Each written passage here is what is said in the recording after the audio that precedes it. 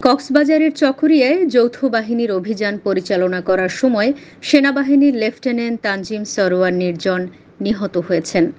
একটি সূত্রের কাছ থেকে খবর পেয়ে জানা গেল, রাত ২:৩০টার দিকে সশস্ত্র সন্ত্রাসীদের ধরতে অভিযানে যায় সেনাবাহিনীর একটি দল।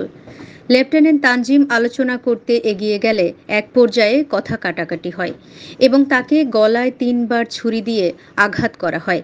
এরপর সন্ত্রাসীরা তার বাম চোখে প্রচণ্ড আঘাত করে। ছুরিটি চোখের ভেতরে দিয়ে চোখ উপড়ে ফেলারও চেষ্টা করে। গলায় আঘাতের কারণে তানজিমের প্রচুর রক্তক্ষরণ হয়। চট্টগ্রামের সম্মিলিত সামরিক হাসপাতালে নেয়ার আগেই তার মৃত্যু হয়।